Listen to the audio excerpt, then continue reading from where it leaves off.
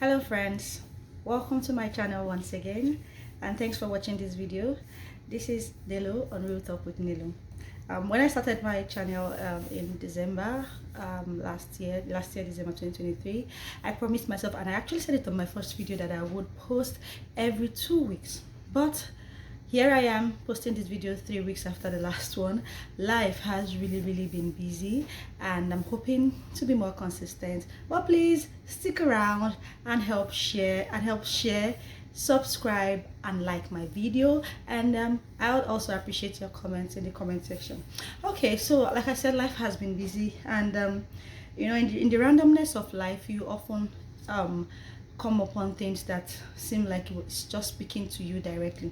So I was just on one of those tired evenings after work. I was mindlessly scrolling through Instagram, and then I saw a post, and the post felt like the person was speaking to me. Yes, like, Nelo, this person is speaking to you. If you're a Christian and you go to church, when pastor says something and it's like, oh word, this one is for me, something like that. So I saw that post and it felt like, wow, this is for me, because I was in the midst of tiredness from momming and work and everything, and that was this year. And I felt like, okay, this post resonates with me, and I decided to share it and just talk about it on my channel. And this will be speaking to moms.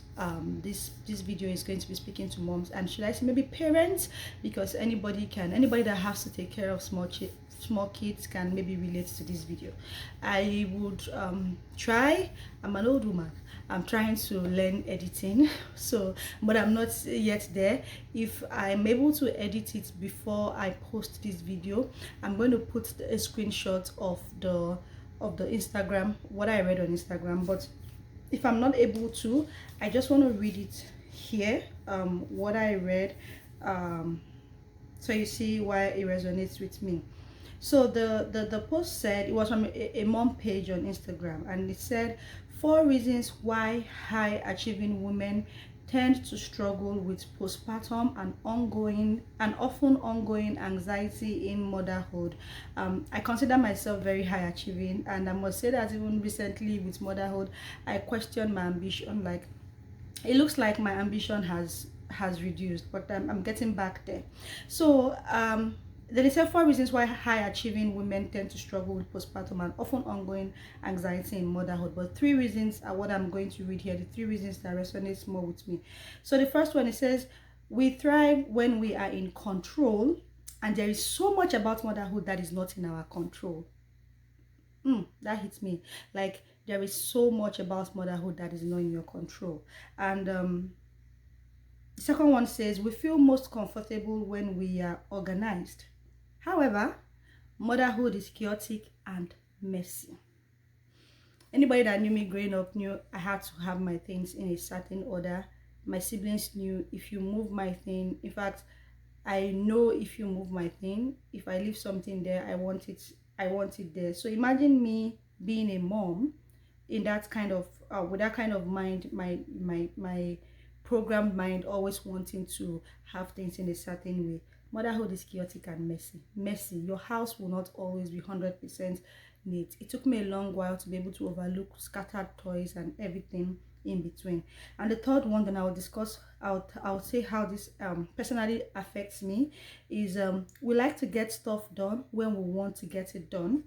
And motherhood is totally unpredictable. I am totally the opposite of my husband. I like to plan. In 1 year time this, in 2 year time this. It's good to plan. Honestly, it's good to set goals. I'm sure at the beginning of this year, a lot of us have done vision boards and we've set our goals for the year and all that.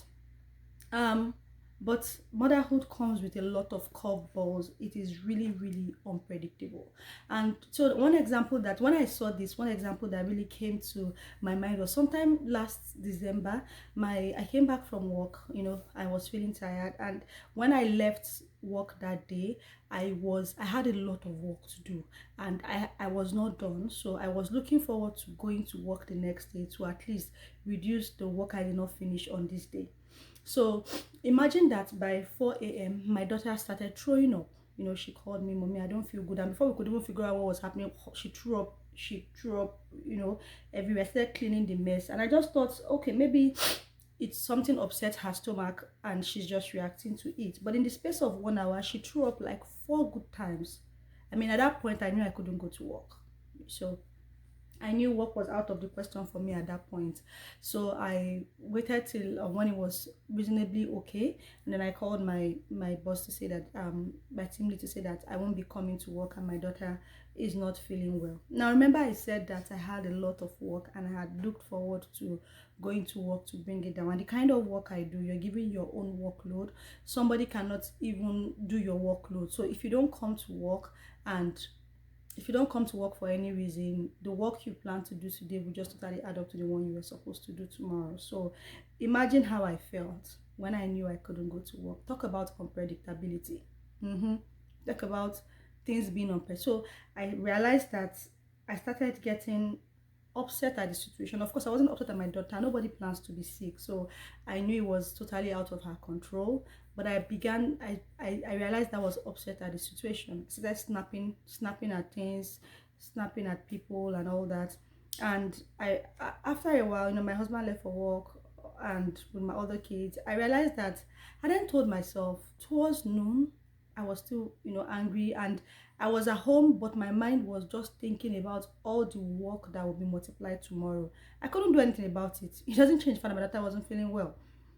Then it looked like a light bulb flashed in my head, and I said, you are worrying over things you can't change. Like, she's not feeling fine, she's not feeling fine. The best you can do is to make use of, the moment. And I told myself, yeah, there's something I can do at this moment. I can't change what is happening. She's not feeling fine. She was already getting better. I was trying to dehydrate her, giving her oral solution for her to get hydrated and everything.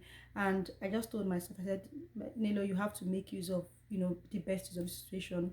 You can't change what is happening. What has happened has happened. So I asked her, do you want to see a movie? She said yes. So she lay on my lap, and then we saw a movie. And it's a memory that she would always remember. So what I just want to say for every mom out there, you heard me with this, or if it's possible, it's showing on your screen.